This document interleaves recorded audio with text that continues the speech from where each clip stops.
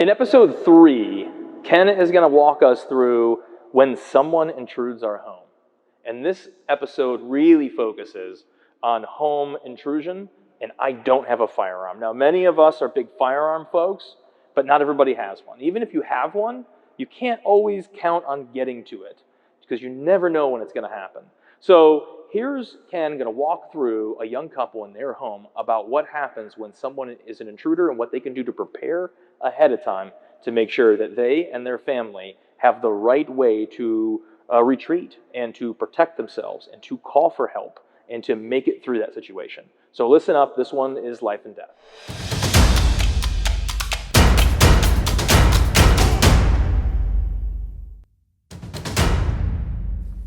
All right, guys, so here's the part of when we're talking about securing your home. And this is where there's two separate tracks of thinking and purpose have to start coming together. It's the difference between, I want to secure my home from, I had burglars who broke into local homes and stole stuff. And I had people who broke into cars on my street and stole stuff. And there are people out there who mean to do bad things to good people kind of thing, and how those two kind of dovetail into each other.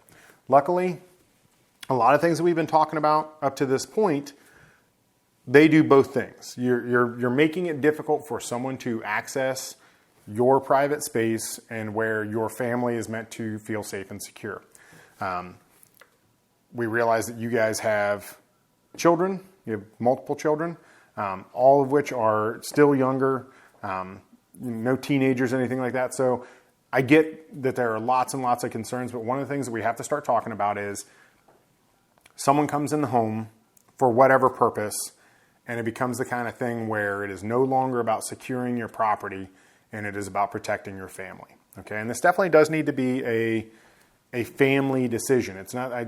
I shy away from the model where a single parent or the man of the house goes, we're doing this and this is how it is, because if you don't have full buy-in across the family, there's massive gaps, because you're going to have people who are uninterested, untrained, afraid of, who have these things in the house and have these obligations that they're not going to have any part of. And there's nothing more dangerous than someone that has a firearm around who isn't trained.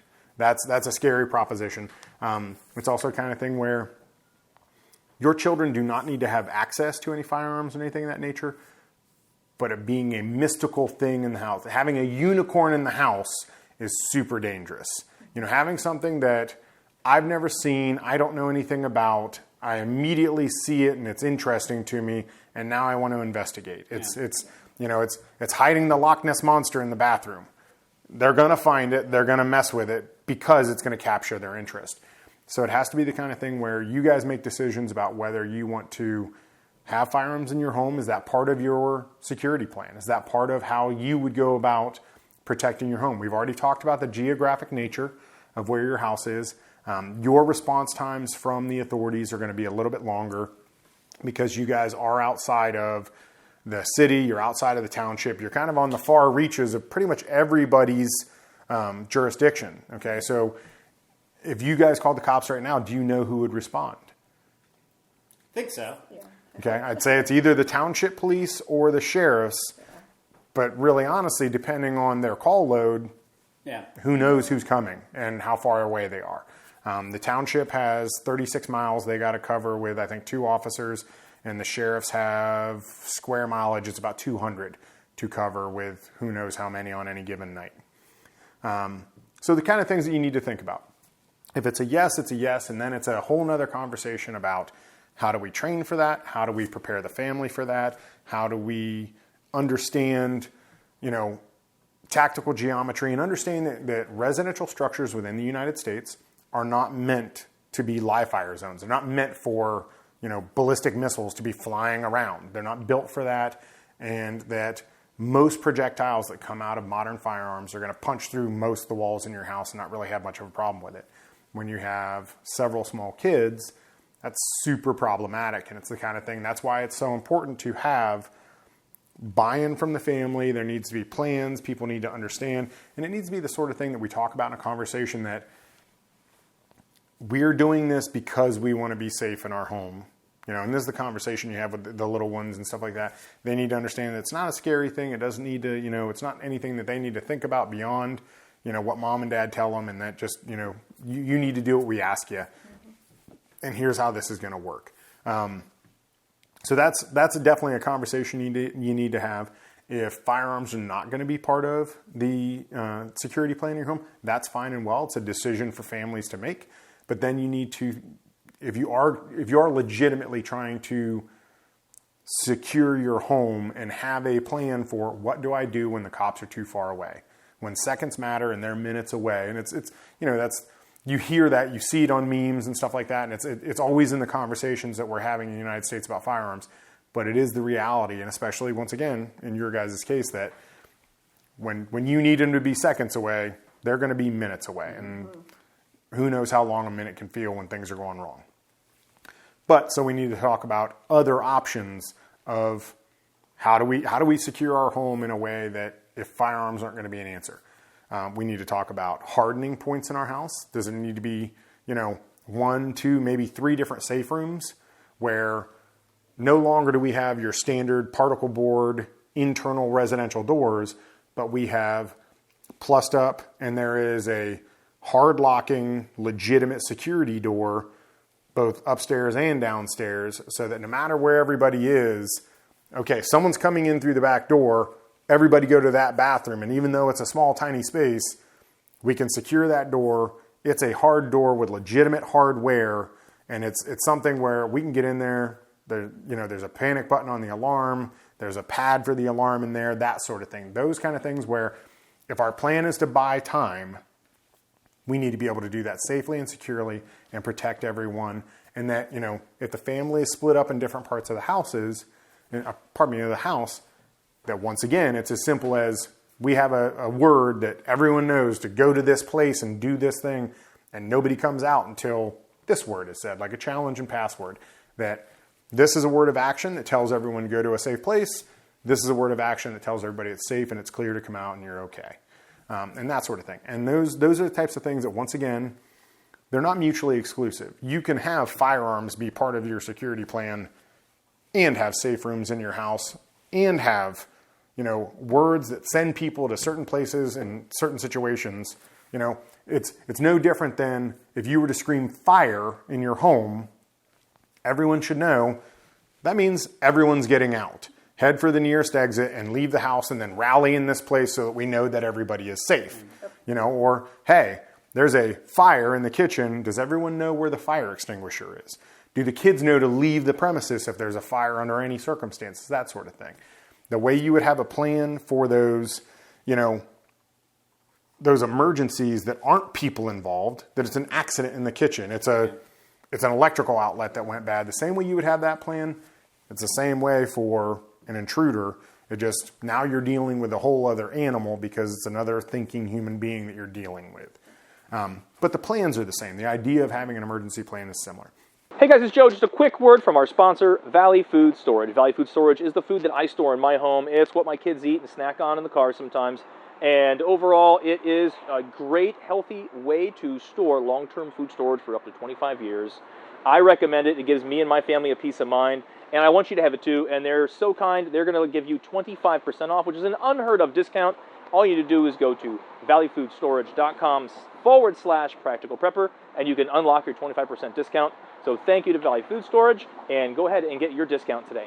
If this is something that you're thinking about, and you're trying to figure out how and what is the best way to secure your home, I'm not pushing for firearms one way or the other. I'm just simply saying that should that be part of your security plan, you need to understand that it's not as simple as going to your local gun store and buying a firearm and just bringing it into your home. That's not a decision that any one person in the house should make singly and solely, because having a firearm in the house that A, other people are unaware of, B, other people are untrained about, and C, other people are curious about, especially if you have children in the home, can be devastatingly dangerous to your family based on a situation that you created. It has to be the sort of thing where everybody knows about it, everybody understands what its purpose is, everybody has been trained to a level to where for no other purpose, children would know that This thing is very dangerous, and it is not a toy. It is not to be played with. And then on top of that, it still needs to be in a place where it is not accessible and is not actionable for children. But curiosity is the most dangerous thing when it comes to having firearms in your home that other people are unaware of or are curious about.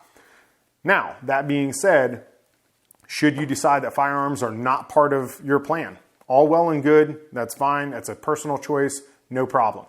You need to go about doing some other things that buy you time and allow you the opportunity to segregate yourself from danger.